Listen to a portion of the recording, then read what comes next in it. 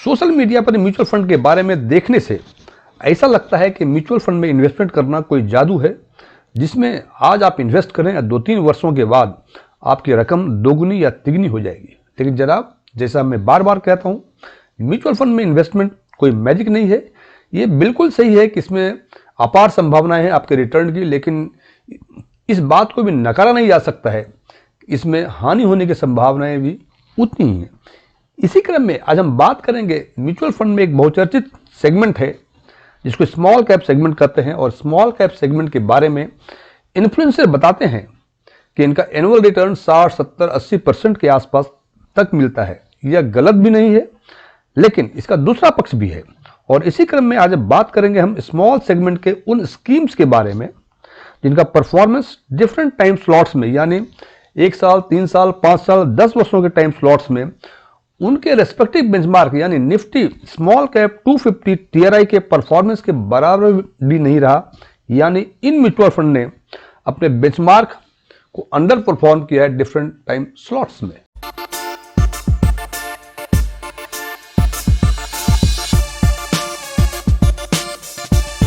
इस एनालिसिस में हमने स्मॉल कैप के उन स्कीम्स की चर्चा की है जिन्होंने 1 वर्ष, 3 वर्ष, 5 वर्ष और 10 वर्षों में अपने बेंचमार्क के परफॉर्मेंस को अंडर परफॉर्म किया है, यानी उन स्कीम्स का रिटर्न उनके रेस्पेक्टिव बेंचमार्क यानी निफ्टी स्मॉल कैप 250 टीआरआई से कम रहा है।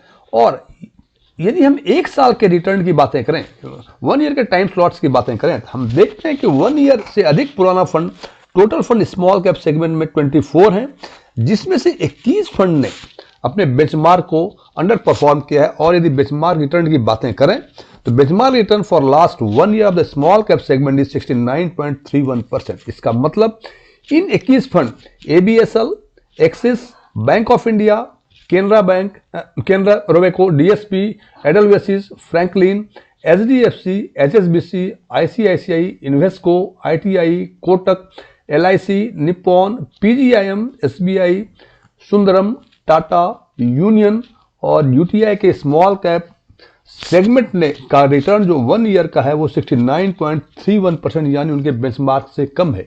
यही बातें यदि हम 3 ईयर्स के टाइम स्लॉट में करें तो 3 ईयर्स के टाइम 3 साल से अधिक पुराने स्मॉल कैप के फंड कुल 22 हैं, जिसमें 17 फंड ने अपने बेंचमार्क को अंडर परफॉर्म किया है। और वो फंड है ABSL, Axis, Bandhan, bank of India, Canara Robeco, DSP, Edelweiss, Franklin, ICICI Prudential, Invesco, ITI, Kotak, LIC, state bank of India mutual fund, Sundaram, union और यूटीआई के स्मॉल कैप सेगमेंट। और 3 ईयर्स के टाइम स्लॉट्स में स्मॉल कैप सेगमेंट का benchmark return यानी Nifty small cap 250 TRI का return 34.39% था। इसका मतलब केवल 5 ही फंड 3 ईयर्स के टाइम स्लॉट्स में ऐसे थे जिनका रिटर्न 34.39% से अधिक का रहा, और 17 फंड ऐसे रहे जिनका रिटर्न 34.39% से कम रहा। यही बातें यदि हम 5 ईयर्स के टाइम स्लॉट में यदि करते हैं तो 5 ईयर्स से अधिक पुराना फंड स्मॉल कैप सेगमेंट में कुछ 17 फंड थे, जिसमें से Sundaram, HSBC, SBI, ABSL, Franklin, HDFC और LIC small cap mutual fund का परफॉर्मेंस, उनके बेंचमार्क परफॉर्मेंस यानी 26.66% से कम रहा। इसका मतलब इन 17 फंड में से 12 फंड ऐसे हैं जिनका परफॉर्मेंस बेंचमार्क से बेहतर रहा, यानी 26.66% से बेहतर रहा, और 7 फंड्स का परफॉर्मेंस इनके बेंचमार्क को अंडर परफॉर्म किया है, दैट इज बिलो 26.66%।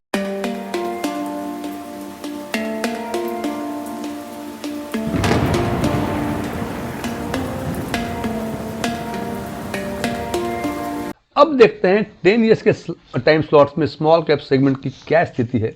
10 ईयर के टाइम स्लॉट में यानी 10 साल से अधिक पुराना फंड केवल 11 फंड थे, और उस 11 फंड में से 3 फंड ने अपने बेंचमार्क को अंडर परफॉर्म किया है। वो 3 फंड हैं एबीएसएल, आईसीआईसीआई और क्वांट। इसका मतलब बाकी जो 8 फंड स्मॉल कैप सेगमेंट के थे 10 ईयर्स के टाइम स्लॉट्स में, उनका रिटर्न, उनके बेंचमार्क रिटर्न यानी निफ्टी स्मॉल कैप 250 टीआरआई ने जो दिया था 21.78%, उससे अधिक रहा। और केवल ये तीनों फंड, इनका जो परफॉर्मेंस 10 ईयर्स का सीएजीआर था वो 21.78% से कम रहा, जबकि 8 फंड्स का बेहतर रहा।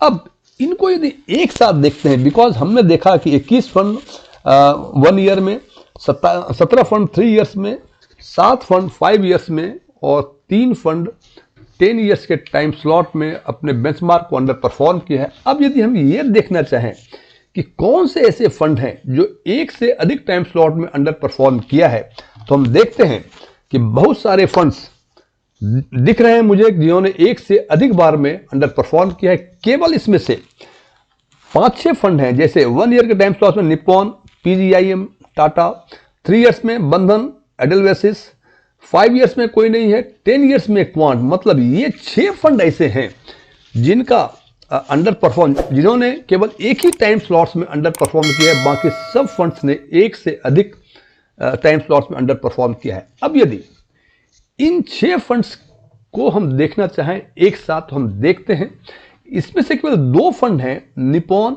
और क्वांट। जो निप्पॉन 12 साल से अधिक पुराना फंड है और क्वांट 25 साल से अधिक पुराना फंड है।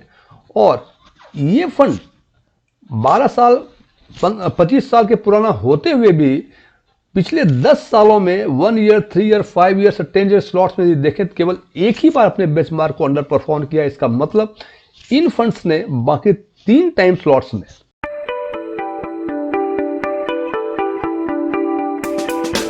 अपने बेंचमार्क को आउट परफॉर्म किया। यानी क्वांट ने केवल 10 ईयर्स में अंडर परफॉर्म किया है, बाकी 5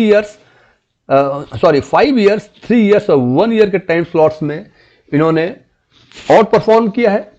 बंधन और एडेलवेसिस ने केवल 3 ईयर्स के टाइम स्लॉट्स में अंडर परफॉर्म किया है, बाकी 1 ईयर, 5 ईयर, 10 ईयर्स के टाइम स्लॉट्स में आउट परफॉर्म किया है। और निप्पॉन और पीजीआईएम एंड टाटा, ये 3 फंड ऐसे हैं कि इन 4 टाइम स्लॉट्स में से केवल लास्ट 1 ईयर में अंडर परफॉर्म किया अपने बेंचमार्क को, बाकी 3 स्लॉट्स में उन्होंने आउट परफॉर्म किया है। इसका मतलब यदि हम कंक्लूड करना चाहें इसको, हालांकि ये सारे फंड अच्छे हैं, लेकिन चूंकि बंधन जैसे देख रहे हैं, बंधन का स्मॉल कैप 3 साल से अधिक पुराना है, more than 3 years, Edelweiss 5 years, PGIM काफी नया है, टाटा थोड़ा पुराना है।